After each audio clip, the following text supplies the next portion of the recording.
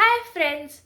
सो दिसंबर अभी चल रहा है, new year is very near and before 2026 comes to existence मुझे कुछ न्यू बुक्स तो पढ़नी ही थी। तो today I will be showing you my latest books जो कि मैंने इनफैक्ट कल ही ली हैं। तो मैं अपना थोड़ा सा डिस्क्रिप्शन दे देती हूँ इस बार की बुक्स कैसी हैं।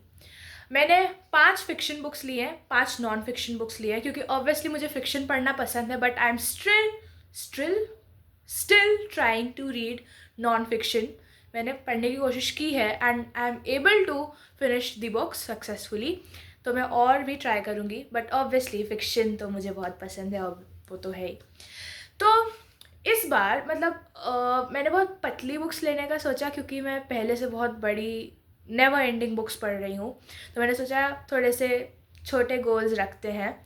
And all the non fiction books के जो नाम है, straight to the point, simple, really catchy, and you're going to get to know about the book really easily just because of their name. तो start करते हैं fiction से ही। Obviously basic classic yet the best, Sudha Murty, the bird with golden wings. तो obviously the bird with golden wings character के बारे में पता चल ही गया है। एंड मैंने अभी मैंने खोली तक नहीं है एक भी बुक, तो मैं आपको ज़्यादा डिस्क्रिप्शन नहीं दे पाऊँगी about the story. Once I read this I will be telling you about it. Afterwards a touch of eternity. इतने एस्थेटिक से कवर पेज को देख के, कलर्स को देख के, वाइब्रेंस को देख के, नाम को देख के समझ में आ ही गया होगा this is a romance novel. मैंने ज़्यादा पढ़ी नहीं है, मैंने वही थिया स्टिल्टन की जो रिक्रिएटेड वर्जन्स थे, Romeo and Juliet and pride and prejudice, वो पढ़े हैं। एंड एक प्राजक्ता कोहली की पढ़ी थी, too good to be true. So this is my fourth romance novel, a touch of eternity. Afterwards we have anxious people. ये थोड़ी सी कंपैरेटिवली एक्चुअली सबसे ज़्यादा मोटी है इन ऑल दी बुक्स जो कि मैंने ख़रीदी है। तो I saw this with one of my school की दोस्त and when she describe the whole plot to me, मुझे ये बहुत इंटरेस्टिंग लगा। एंड ये एक नेटफ्लिक्स सीरीज़ भी है। So I am going to read this and tell you about the story because मुझे बहुत इंटरेस्टिंग लगती है, आई मीन द प्लॉट, जो कि मेरी दोस्त ने बताया। फिर मैंने 2 बुक्स ली हैं from the same author, Satoshi Yagisawa, days at the Morisaki book shop, I hope I am pronouncing that right, days at the Toronto cafe. सो आप इन दोनों बुक्स में अगर दोनों के आप कवर पेजेस ध्यान से देख रहे हो तो आप कुछ कॉमन तो फिगर आउट कर ही लोगे, क्योंकि मैंने कर लिया है, आई बिलीव आप भी कर लो।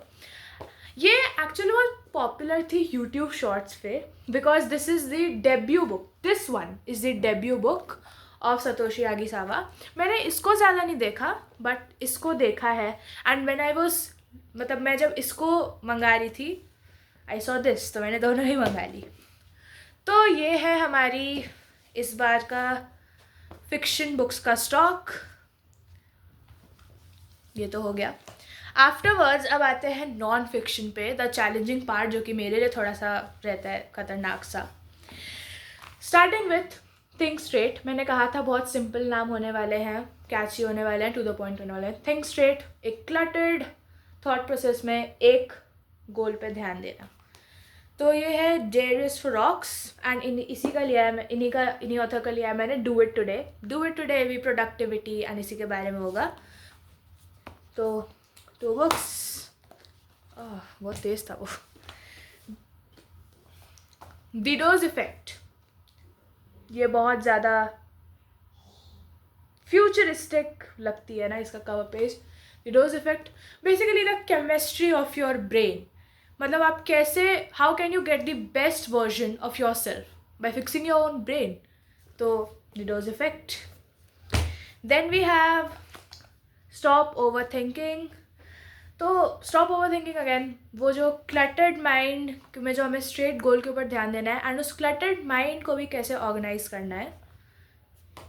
आई बिलीव ज़्यादा सोचने से कैसे प्रिवेंशन, तो स्टॉप ओवर थिंकिंग।